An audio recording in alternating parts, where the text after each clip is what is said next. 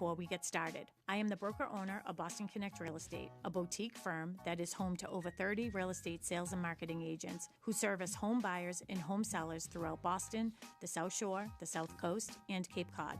Our firm takes pride in assisting our clients in the next chapter of their lives by taking a holistic approach to their real estate endeavors. We believe that every move should be a moving experience. Every week, my co-host Melissa Wallace and I will provide you with my team's unique marketing approach to selling homes and share with you our expertise in navigating the home buying process. We value the experience of our agents at Boston Connect Real Estate so much that not only will you hear my perspective on real estate topics, occasionally you will hear the expert thoughts and opinions of our experienced agents at Boston Connect Real Estate. Be a part of our roundtable. If you have any questions during the show, please call 781-837-4900. We love to talk real estate. Follow us on Facebook, Instagram, and wherever you like to listen to podcasts at Talk Real Estate Roundtable. If you would like a one-on-one consultation with me and my team to discuss your real estate needs, you can connect with me at bostonconnect.com or 781-826-8000. Now, sit back, relax, take good notes, and let's talk real estate.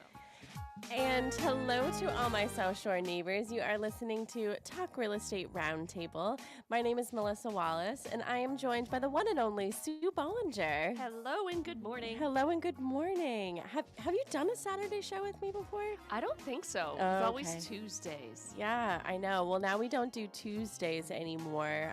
We were doing the 2 shows a week, and now we're down to the 1 to keep it all fresh and interesting and fun for you guys.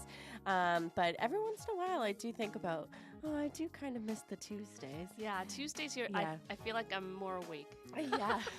It took me a while because we used to be at 10 o'clock and now we're at 8. And we've been at 8 for a while, but it did take me a while to adjust. And but then I was like, you know what?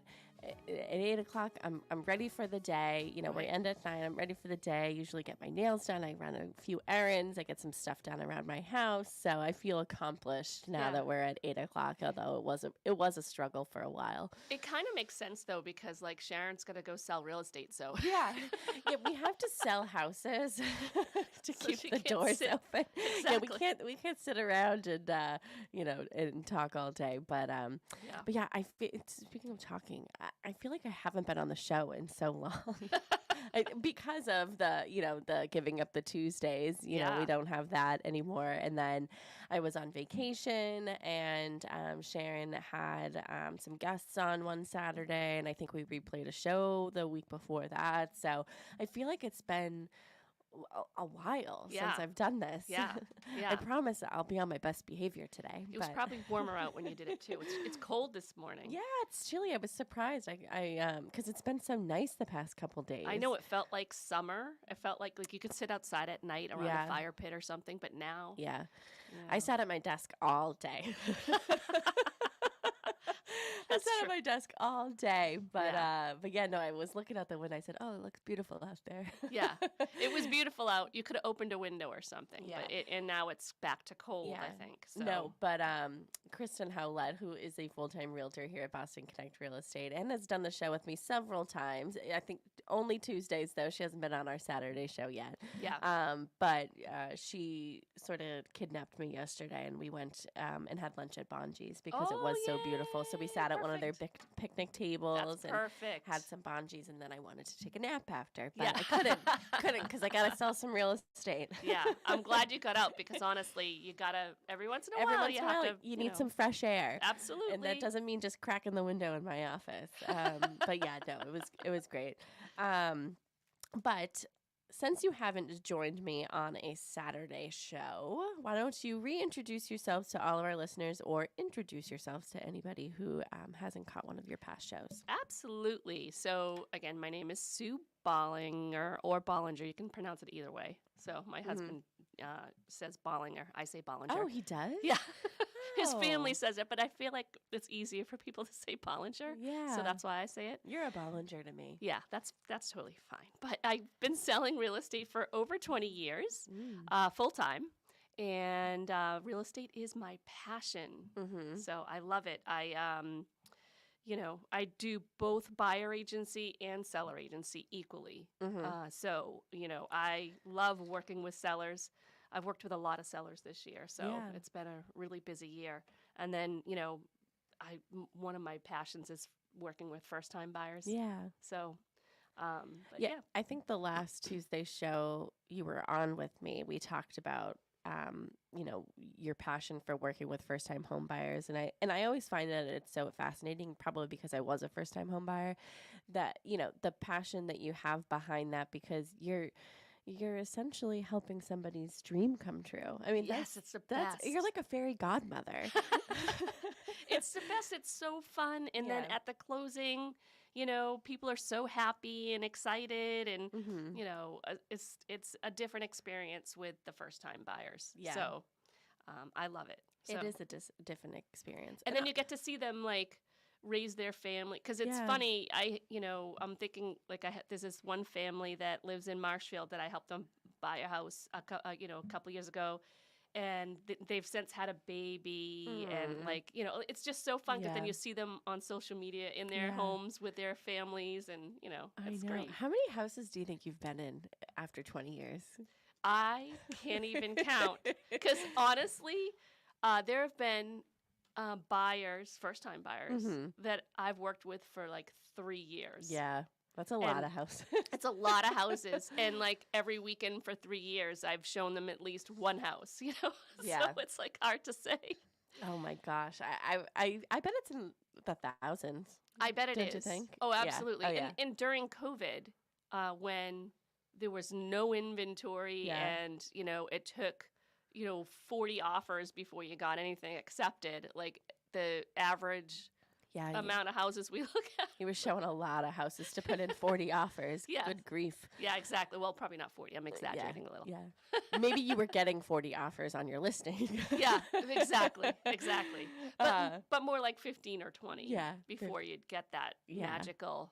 Yeah, I think mine was 8. I think I had put in 8. 8 offers, 8 offers before my offer got accepted. But yeah, I mean, you just got to stick to it. You got to keep on the journey. And I say this all the time, when first-time home buyers or any home buyers, you get buyer fatigue and you get frustrated that, it's not working out. If you're not in the game, you're not going to win.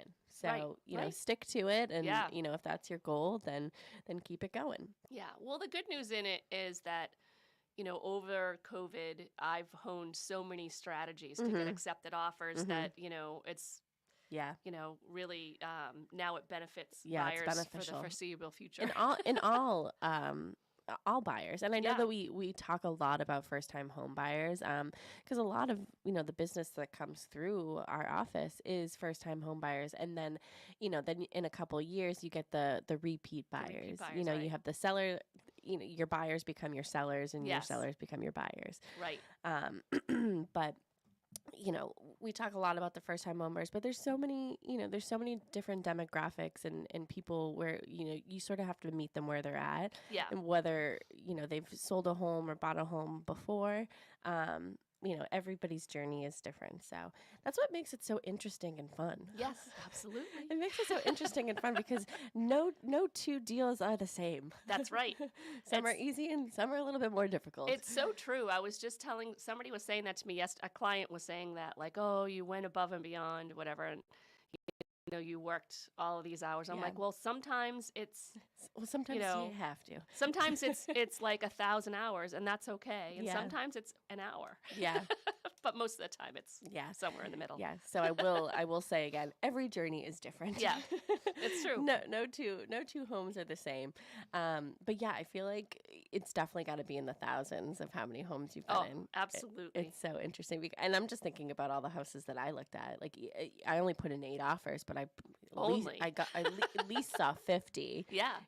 50 houses. Yeah, absolutely. Sometimes I'm rolling up to the house and I'm like, oh, this is going to be a no for me. And but I still went in and did my thing. And I was like, but it's funny, you see it online, you're like, this is it. Yeah, and you go to the house and then you're like, oh, that's not what the picture looked like. It's so interesting because there was this one house and I saw it as a coming soon and I was like, this is it.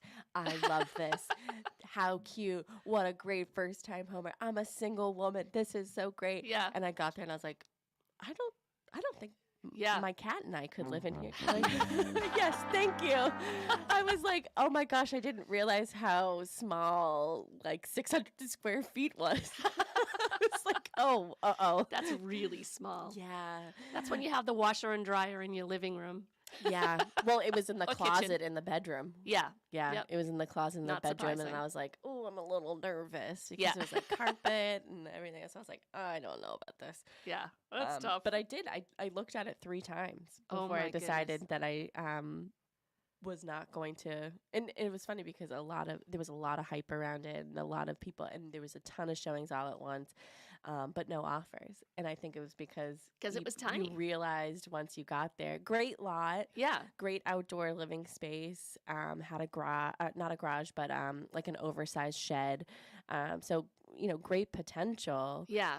But I was like, oh my, no basement. Oh yeah, that's So I tough. was like, oh, this is tight. And Yeah. now, with my boyfriend living with me, and now we have 2 cats.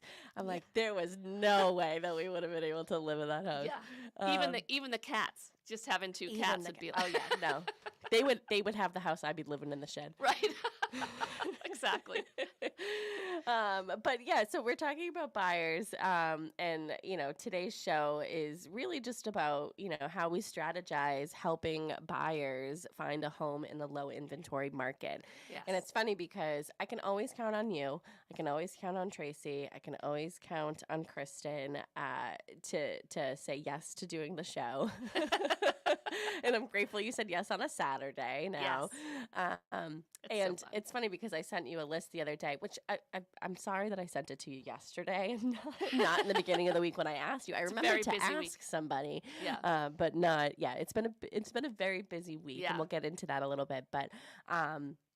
But yeah, I sent you a whole list and you chose one, and I was like, oh yeah. So I went back into our agenda that we had done it before, and I'm like, oh, we've done this show before. You and I have done this show before Like a year ago. 1 year ago. Yeah, it was actually October 10th last year we did it. Oh, It was, wow. yeah, Oh, because it's a year and Mary's a month. birthday. Yeah, a year and a month. So yeah, we've done the show before, but we're going to spice it up a little bit because, like I said, every single transaction, deal, situation, journey is different.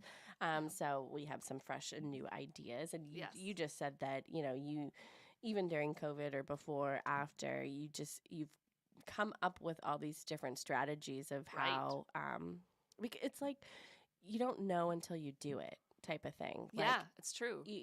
you're sort of, easy to take the real estate class and take the test, but it's Right. not easy to actually do the work. Exactly.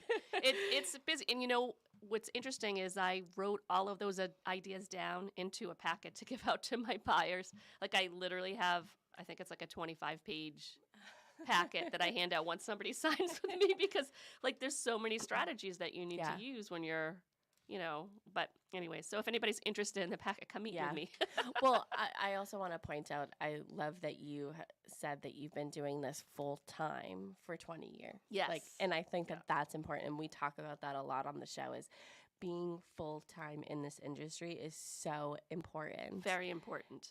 Sharon and I have had discussions this week about certain aspects of, her team or our team, Right. the office, and just a lot of what goes into selling real estate is a full-time job. It really is. You have to be available, when at all different hours because you don't know when a purchase and sale is going to get signed. Yeah. Like we were talking about. Yeah.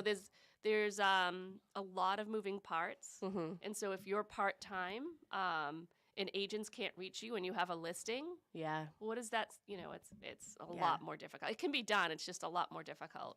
Well, I said this to Ginny Wandell, who's a full-time realtor here at Boston Connect Real Estate, and I said it again to Kristen Howlett, who is also a full-time realtor here at Boston Connect Real Estate. I've been taking over and helping somebody in our office who is taking some time off. So I've sort of taken over and is helping her with her clients and everything. And I said to both Kristen and Ginny, and then I just said to you right before the show, I'm like, I don't know how you guys do this because I feel like all I've done all week is wait for other people to do their part. Yeah. Like, I've done my part. Now I'm waiting. I'm waiting for you to do your part so I can do my next part. Yeah. Like, and I'm like, oh my gosh, it would drive me crazy. And Yeah. they both were like, it's probably the worst part about selling real estate is waiting around for everybody else. Absolutely. But the best part is the things that you do. Right. Yeah. So yeah, absolutely. I was like, oh my gosh. It is a lot. And you do need to be full-time. I just don't know how you do it if you're not full-time, to be honest. I don't know how you do it. Like, I can see maybe having a part-time job in between, as long as you can communicate with your clients. Because, like, my clients want to see houses at all different times. Yeah. You know, I have people who want to go after work and on the weekends, and then I have people who only want to go during the week while, so it's an interesting, anyways. Yeah. Well, Sharon and Mary have come across this with their new construction. A lot of the times, people want to come and do selections meeting and all that stuff, like after hours or on the weekends. Yeah. And their response is, well, on the weekends, we're at both of our developments pretty much all day for open houses. Right. So I understand that you aren't working maybe on the weekends and it's available to you, but we're real estate agents and we are working. We're selling them. This is when we work. Yeah, this is when we work. It's all the time. Yeah, exactly. But that's when you're really because that's when people can go see the houses and whatever. Yeah. But during the week, you're working on the purchase and sales and the, doing selections and walkthroughs and framing and electrical and all these, like, that's when you sort of get down to the nitty gritty part of it. Right. So it's always interesting to see during the process of like people not wanting to take time off of work. Right. Exactly. It's like, well, you buy a house. Yeah, exactly. You might have to take a day off. Yes, exactly. Just schedule it into your, calendar. Take a half day from work. Go pick out your selections. Yeah. It's one of the most important purchases that you'll ever make. Yeah. So and it's so rewarding too. Yes. So and you don't want to do it after work when you're like exhausted, end of the day. I know it's like going to the gym. Like, do you really want to go to the gym after you work? Yeah, I don't want to go to the gym ever, but I know. I'm going to start going. I've started creating a gym at my house, and I still won't go to it. It's the you most won't even go to the home gym. It's the most convenient thing in my life, and yet I'm like, meh, I'm not getting out of bed. Yeah, it's so hard. But before we sort of get even more into our topic, I will let everybody know we are live on Facebook, so we're waving. Hi. We're live on Facebook and Instagram and LinkedIn and YouTube, so be sure to follow Boston Connect Real Estate, Sharon Costa McNamara, or the McNamara Horton Group. You can call or text Tim at the studio, 781-837-4900. Again, that number is 781-837-4900. If you want to join in on the discussion, say hi to us. Let us know about your home purchase journey or anything. Just give us a buzz, or you can text, of course. I can see that Dee is watching us. Hi, Dee. One of our number one. Hi, Dee. Yeah, hi. She watches us every Saturday. Oh, yeah, sometimes she calls awesome. in too. And then I can see that Faith Birmingham, who is also a full-time realtor here at Boston Connect Real Estate, is watching. Hi, Faith. Hi, Faith. And my mom texted me about that house and says Benny would have needed the whole house to do his zoomies. So the 600 square feet house would have needed. That's my second cat. That's Benny awesome. would have needed the entire house. It's funny because my boyfriend Ethan and I went on vacation for a week, and I digress for a minute. And my cat's name is Benny, okay, but his full legal name is Benedict. Okay, oh, okay, there you go. He's a tuxedo cat, so I thought he needed a gentleman's name. Absolutely. So his name is Benedict, but we call him Benny. And when my mom was staying at my house, we were FaceTiming, and all of a sudden she said something. I go, "What did you just say?" And she was like, "Yeah, I've been saying Benjamin." I'm like yelling for Benjamin. He's not doesn't coming. Answer to that. I go, "Mom, his name is Benedict, not Benjamin. That's why he's not coming to you." And I almost peed my pants. I was laughing so hard. I go, "You've been calling him Benjamin all week?" She's like, "Yeah, I thought that was his name." It's like, are you even my grandmother? Yeah. Like, who are, and he was timid at first. He was like, what is going on? Like, this is, and my cat Zoe was like, oh, I love this. I love having you here. And so Benny was like, yeah, she keeps calling me Benjamin and I'm not for it. Yeah. But it was By the way, speaking of pets, is that contest over, the pet costume contest? No. Well, thank you very much for bringing it up. So typically we do, the past couple of years, we've been doing our dog costume contest here at the office. But this year, we've just been so busy, honestly, that we just didn't have the time to organize it in person. So we decided to do it virtually. So everybody for the month of October had been sending me their picture of their dog. And then it sort of translated into any pet because the first picture I got was of a turtle dressed as a dinosaur. That's the best picture. Somebody had emailed me and said, I know that it's a dog costume contest, but here's my turtle Pele. And I was like, oh, we are absolutely adding Pele to it. And then we got a couple cats as well. One was a cowboy, two are lions, and just so cute. So that's awesome. So we have a album on our Facebook page, so be sure to follow Boston Connect Real Estate. And until it started at 5 o'clock on Halloween, and you have until Monday, November 4th at 9 a.m. to vote for as many pets in our contest as you like. The top contest winner will receive a great dog-themed gift basket that was donated by Amy Masferrer from Mahoney Law Group. And it's a big basket. It is a big basket. I have a picture on our Instagram as well. But and then the second place winner will get a $50 Petco gift card, and the third place winner will receive a $25 Petco gift card. I mean, these are really nice gifts, too. Yeah, I mean, and we love doing the contest. And this year, unfortunately, we've just been so busy with everything and some changes that are going on in the industry and making sure that we're up to date with that. And we felt as though that was a little bit more important than having fun. So we decided to do it virtually because we didn't want to not do it. But we also have another contest. So every year, I've been here for almost 9 years. So every year I do a jack-o'-lantern contest. Yes. And I also received through the month of October jack-o'-lantern pictures. So we have an adult category and a kids category, and we have a winner for both of those as well. So I always do a $50 Visa gift card for both of those. So we also have an album on our Facebook page as well. So you can go and is that Monday also? Yes, Monday. They're both contests. You have until Monday, November 4th at 9 a.m. to vote for as many pumpkins. You just like them. You just like the picture. Boop.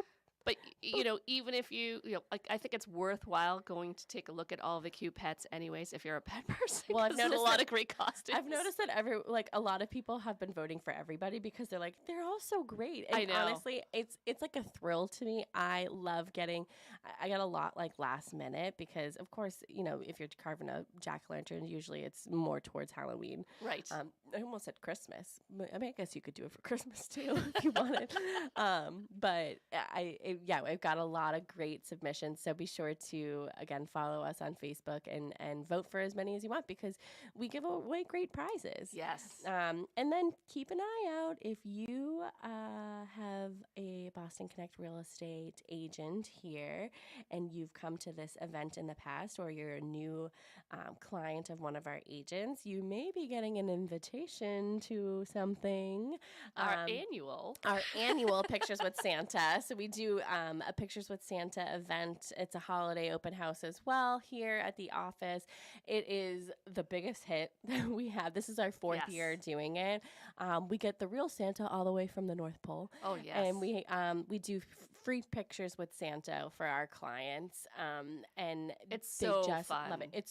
We get hundreds of people here and it's just so fun for our clients. And we have a local photographer, Tracy Marino, who takes the pictures every year, and she's amazing. She is amazing. And, so it's like we have for, what is it? What's the hours? 9:30 to 12:30. 9:30 to 12:30. So, yeah. She stands out there for all that time. We taking try to pictures. give her coffee and hot chocolate and donuts, and she's like, "No, I'm working." Yeah, and she's just the best. She's the best. And then the other thing too is we have the 1936. Yeah, 1936 Ford. So Millie, if you're familiar with the Ford pickup truck that sits outside of our office every once in a while, Yes. Her name is Millie, and she's a restored 1936 Ford pickup truck, and Mark brings her here, and we decorate her for Christmas and pictures with Santa, and we love it. And you can write letters to Santa. We have a special mailbox here all the month of December that has a direct link to the North Pole. So Yes, but also, even if you don't have like little kids and they don't want to go sit on Santa's lap, you can get your picture on the truck, which is really cool. And it's dog friendly too. So we have some people that bring their dog. Yes. People just love it. So if you have an agent, you here at Boston Connect Real Estate, you should be receiving a invitation or reach out to your agent and see if they're participating in the event. And we love it. We love the event. Everybody loves it. They use their pictures from the Pictures with Santa on their Christmas cards and everything. So we just love it. We love to give back to our clients. So yes, it's fun. So that's that. All right. Those are our contests. That's our thing. And we also have a new listing to promote at the end, but maybe we should get to our topic. Yeah, we probably should. now that the show is halfway over, if anybody's still listening. Hopefully it was fun to listen to. Hopefully it was fun. Now back to our regularly scheduled program. So helping home buyers in a low inventory market find their home.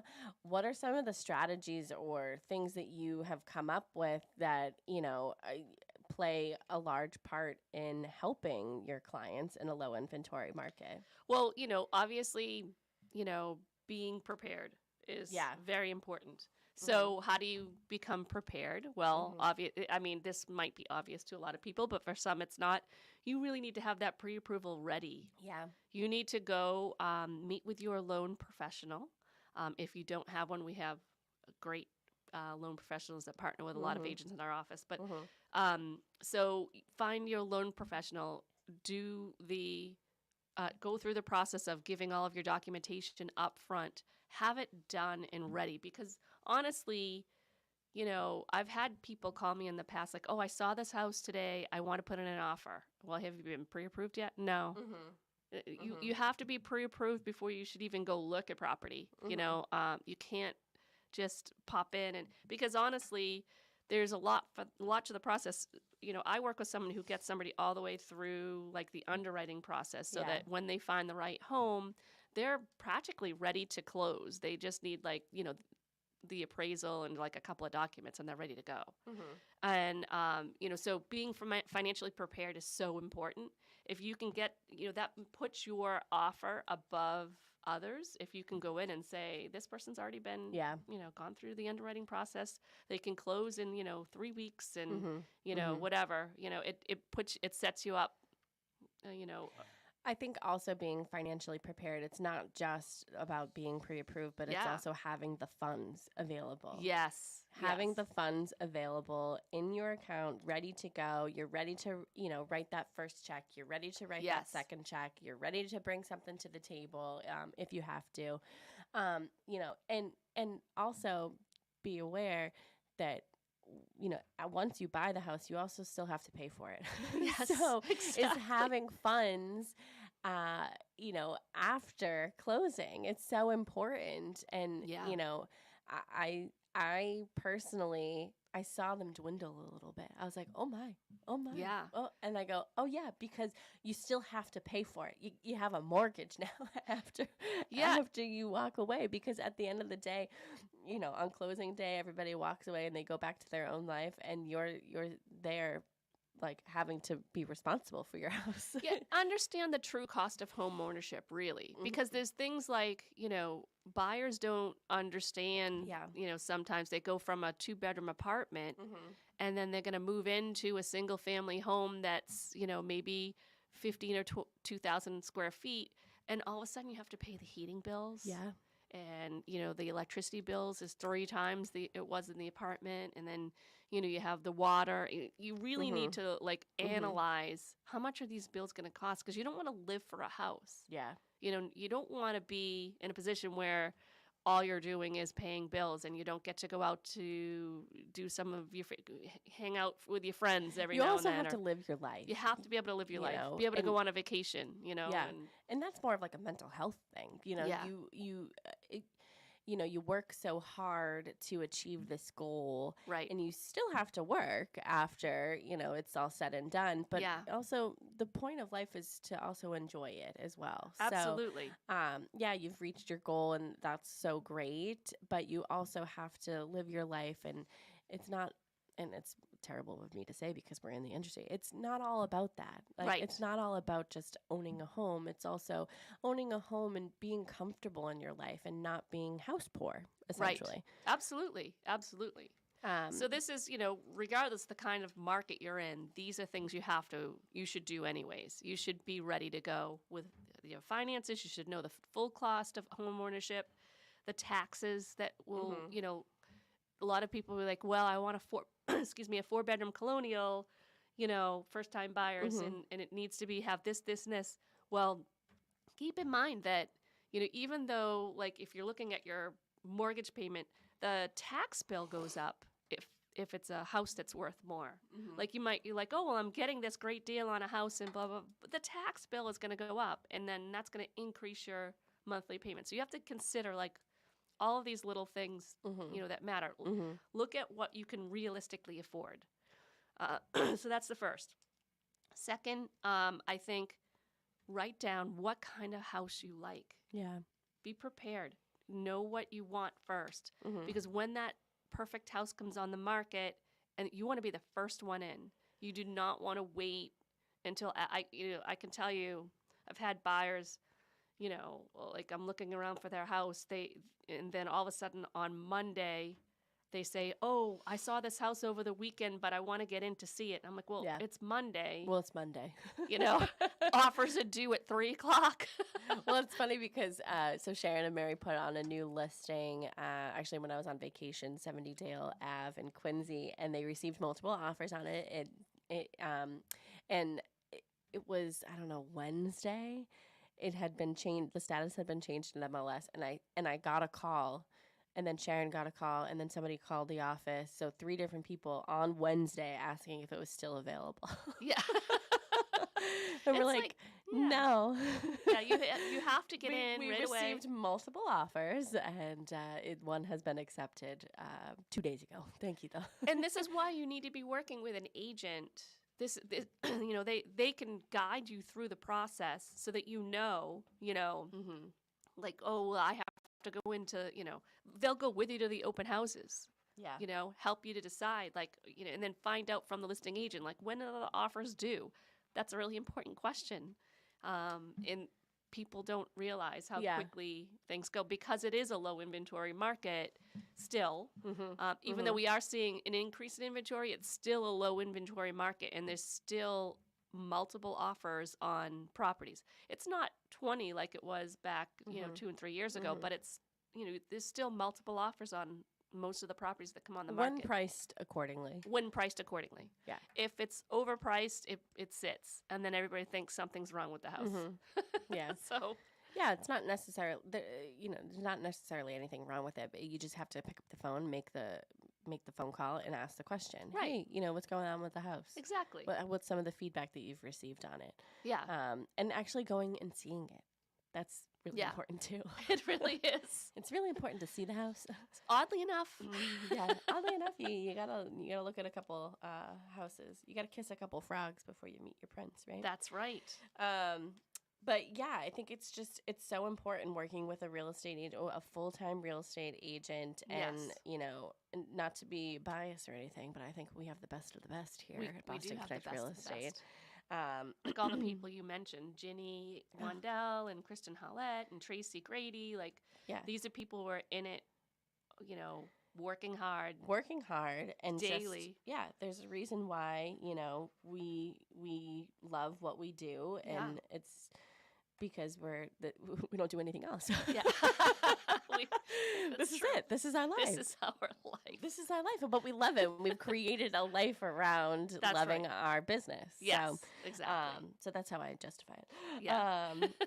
Being flexible and patient. Do you want to talk about that a little bit? Yeah. So, honestly, you do have to be flexible in this type of a market because you want to be able to offer flexibility to a seller that needs the flexibility because low inventory market, you want to be that number one offer that the seller wants to go with. Sometimes what you have to do too is consider houses that need a little bit of work, especially if you don't have a big budget. If like maybe you want a 4-bedroom colonial because you have a bunch of kids or whatever, and you need room or space in the house, but you just don't have the funds to pay for an $800,000 house. Yeah. There's ways around it. You can look at homes that need a little bit of work, and you can look at construction loans, 203K loans. To try to, get something that needs some work and then just do the work yourself. Well, I was going to say, it's also really important to be in constant contact with your loan officer because they're the ones who's going to be explaining these different avenues that you can go down. So if you were to purchase a home that didn't need any work, here's the conventional way or FHA way or whatever way that you were going to go. But if you did end up wanting to purchase a home that needed a little bit more work, so here's some different renovation products that they would provide for you. So you have a couple different options. I remember when I had my meeting with Jasmine Glasgow, who is from Maritime Mortgage, and she was my loan officer, is my loan officer for life. She, my first initial meeting with her was, have you ever considered a multifamily? Have you ever considered this? Have you ever considered, something that needs a little bit of work, a flip, all these different avenues. And we sort of went down them all and what my budget would be for each scenario. Right. And that was super helpful for me too, because it opened up my possibilities. So when in my initial entry into the market was, I was looking for, a single family, a multifamily, something that needed work, something that didn't need work. I was looking at it all. Yeah. I was able to look at it all because I was educated on the different avenues. Yeah, that's so important. The education piece is so important. It's really important to sit down. That's why that initial meeting, having your finances in order is priority because otherwise you don't know what you can afford. Yeah. You don't want to be looking at a $600,000 house that's sort of your dream home and find out that you can only afford $400,000. It's very disappointing. So, yeah, well, also being in constant contact with your loan officer during the process, because if it takes you a year or two, right, or however long it takes you to find a house, the interest rates are fluctuating. Exactly. Your closing costs are fluctuating in that sense. That's true. So what you have to bring to the table will probably change, and it did. For every single time I put in an offer, my payment was going to be different because the interest rate was different. The avenue I was going down was a little bit different. There was at one point I did I put in an offer for a buy down, I think it was like a 2-1 buy down or whatever it was at the time, and there was just so many different strategies that I was coming up with in order to put my best foot forward. Yeah. You need to have strategies, and that's another pitch right there for working with a full-time realtor who knows the business, because usually we have a whole, suitcase of strategies that you can use in order to get an accepted offer. Yeah. So, when you get into a multiple offer situation, there are specific strategies. Like I said at the beginning of the show, I actually wrote from COVID, we came up with all these great strategies. I wrote down a whole bunch of terms and, strategies that really worked for my clients during that time to help them get accepted offers. And, obviously I'm not going to give them all here, but I will give a couple. Yeah, good.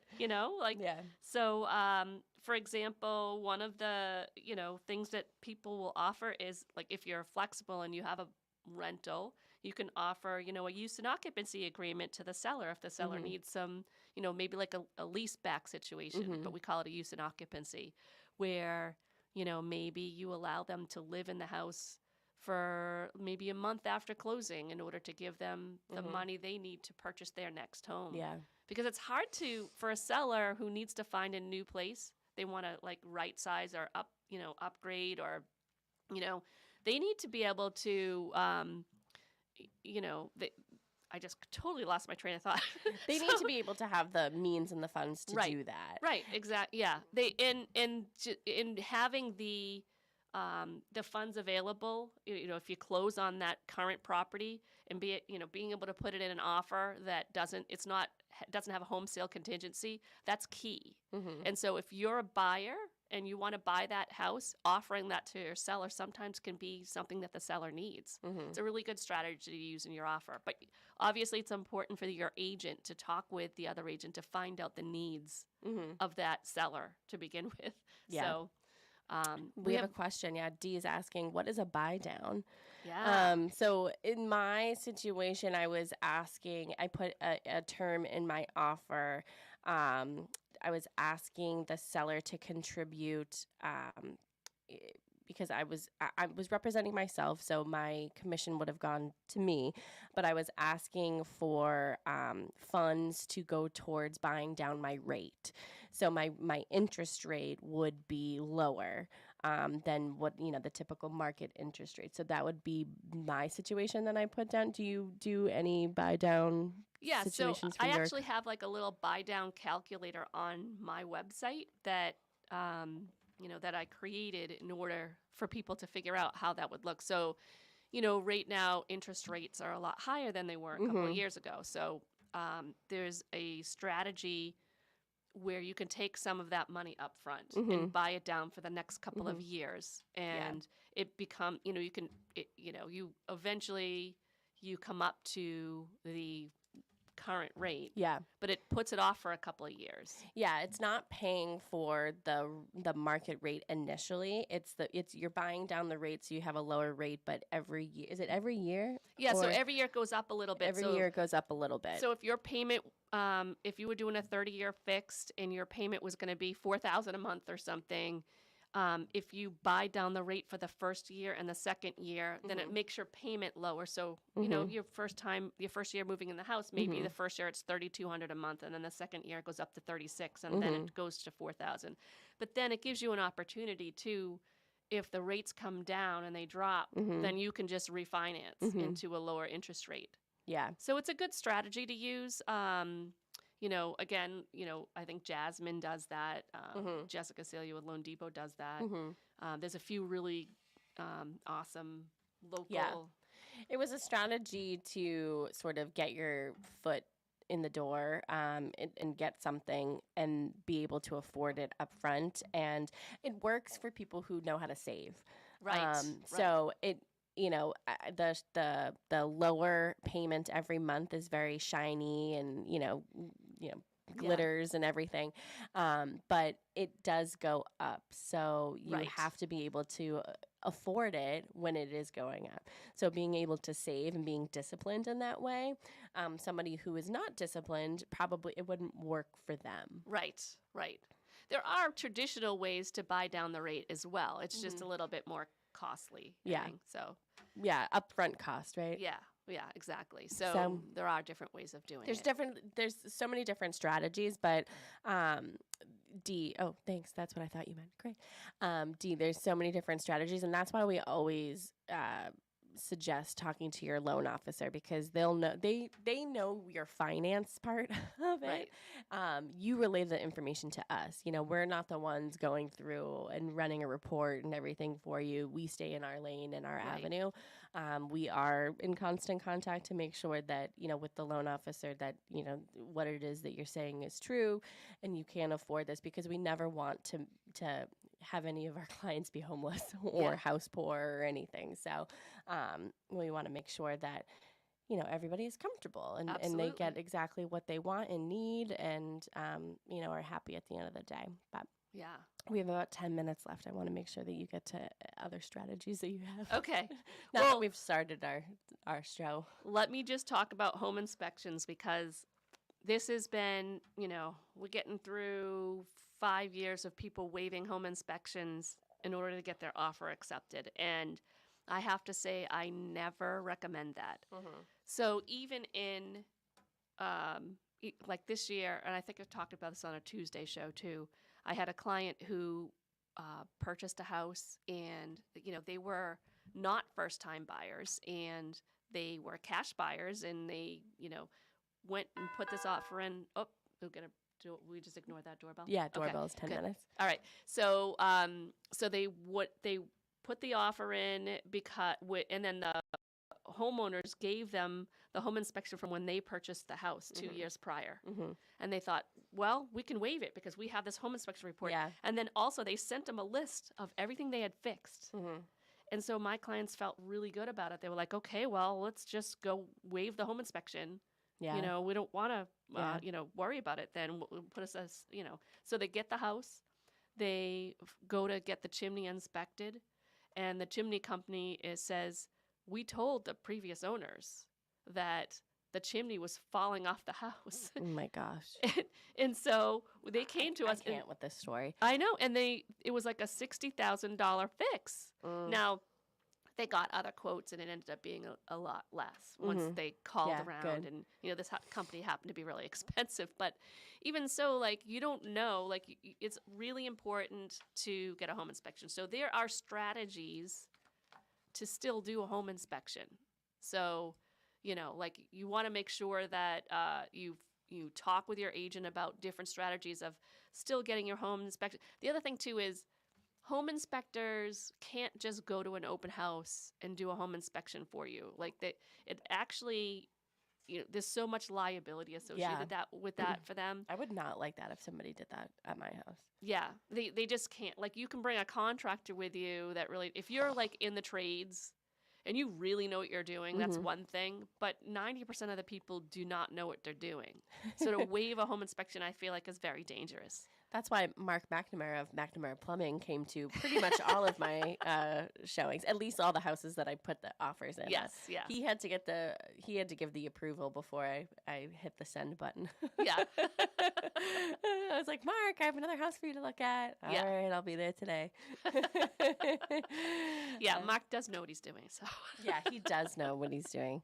So that's helpful. But yeah, no, the whole home inspection part of it is just so important. And I am still seeing people waiving their home inspections, but when you're in a multiple offer situation, you have to do what's best for you and what you're comfortable with. So some people are comfortable, some people aren't. And I think it's really important for especially first-time home buyers. Again, I know we talk about them a lot, but we help so many of them that it's also an education part to it. So you're learning how to live in the house and maintain it and take care of it. Because like I said, at the end of the day, it's yours and you're responsible for it. It's like a baby. It's true. It's true. It's like a baby. It's, and I said this to you, I go, I don't know how when people have babies and then they go home in the hospital, how does the hospital go, okay, good luck, bye. And you're just you go home and you're like, oh my gosh. What do I do? Now we have a baby and now I'm responsible for somebody. I know, exactly. So Same funny. thing with a house. Same thing with the house. You are responsible for it at the end of the day. Exactly. Yeah. You still have to take care of it. There was cursing myself a couple of weeks ago. I replaced the smoke detectors in my house. And I was cursing myself. I'm like, oh my gosh, why are they so expensive?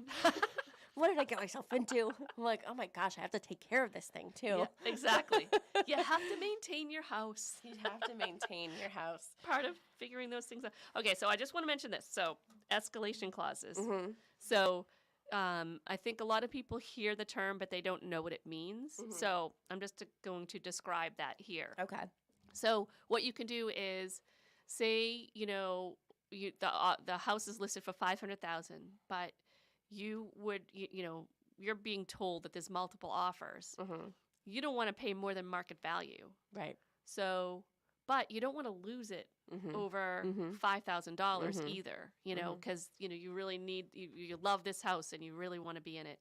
What you can do is you can do something called an escalation clause where let's say you pre-approve for $550 and you'd be willing to pay $550 for this house, but you don't want to because it's listed for $500. How do you know that the realtor's not lying? Because honestly, people say that all the time. Are you sure they're telling the truth and there's that many offers? Yeah, they're pretty reputable. I'm pretty sure they're telling the truth. Yeah. So what you do is you write an offer for $500. And then in there you can write, but I'll agree to pay $5,000 higher than the highest offer, up to $550. And but I want to have proof of a competing offer. So they have to give proof of the competing offer. And, they redact, of course, the buyer's information. But, you can see that they have a real offer, a real pre-approval, and, a real agency disclosure and whatnot. So, you can require that. And then you can feel good about your end price so that you don't feel like you've, dramatically overpaid, without proof. Right. Yeah. That you needed to. Yeah. So it is a good strategy to use. Yeah. And there is a difference between market value and emotional value. Yes. So, we always say we can gauge the market value. We can't gauge emotional value. Right. So that's the unknown about real estate, is what somebody is willing to pay over the market value is sort of always unknown. And sometimes you get something and you're like, oh, wow. Right. This person really wants it. Yeah, really wants this house. But they've also come up with strategies in case, like, if they are going for a loan and it doesn't appraise, like, how are you going to bridge that gap? Right. Because of, the bank isn't going to pay for your emotional value that you've placed on this home. You have to have a way to pay for it. You have to have a way to pay for it and strategies. And that is why it's important to have a full-time realtor who can tell you all those strategies. Yes. Final thoughts, because I want to get into some of our open houses and a new listing that we have here at Boston Connect Real Estate. And then obviously give your contact information out, because we do have some people who want to contact you to sell their home and help you buy a home. Absolutely. So final thoughts? Final thoughts are, it's so important to meet with a buyer's agent, and discuss all of these strategies, especially in a low inventory market. This is not the market to be doing it on your own. Even if you've heard rumors that, now you have to pay for it, there are strategies for that to be paid. And you should listen, you should meet with someone, hear, the pitch on what they can do for you. I'd be happy to help you, of course. Any of the full-time agents here at Boston Connect would be happy to help you. This is what we do full-time. This is what we love to do. But it's really important to understand the steps needed to buy a house. Yeah. So how can people get in touch with you if they want to do that? So you can call me or text me, 508-317-5729. One more time. 508-317-5729. And what's your email? My email is S as in Susan, Bollinger. Bollinger or Bollinger. Bollinger at bostonconnect.com. Perfect. You can also go to bostonconnect.com to find all of Sue's contact information or any of our agents here at Boston Connect Real Estate, because we are all full-time here. Like I said, I've been taking over a little bit for one of our agents, and I just give you guys so much credit. Like, I don't know. I guess after this week, I love you guys even more. And like I said, I'm biased, but I think that we have the best of the best. And there's a reason why we have, a great reputation in this industry, is because you guys are just so freaking amazing. Aw, that's so sweet. We do have a new listing here at Boston Connect Real Estate. So Sharon and Mary put on a new listing, and I will be hosting the open house tomorrow. Yay! So tomorrow I will be at 33 Adams Circle in Carver. That is in a 55-plus community, Cranberry Village in Carver. I love that. Yeah, it's on the market for $269. It has 3 bedrooms, 2 full bathrooms. It is a resident-owned 55-plus community, and it's just one of our agents, Faith. Her Faith Birmingham. She's a full-time realtor here at Boston Connect Real Estate. She sold one in there in July, and her client loved living there. And our client loved living there as well. But again, 33 Adams Circle in Carver, $269. It is in Cranberry Village, which is a 55-plus resident-owned community. I'll be there tomorrow, Sunday, from 10 to 12. Woohoo! And, of course, we always have, I almost said Copperwood. Cochise Estates and Cushing Trails. Cushing Trails is every Saturday and Sunday from 10 to 12 in Hanson, and Cochise Estates is 10 to 2 every Saturday and Sunday in West Bridgewater. All right. And a quick shout out, I have a 4-bedroom colonial coming on in Hanover next week for $715. Call me for more info. Ooh, thank you so much, Sue. This is CBS News on the Hour, sponsored by O'Reilly Auto Parts. I'm Peter King on the final weekend of Yeah, you guys got to wrap it up a little sooner. We're hitting CBS on top of the hour now again.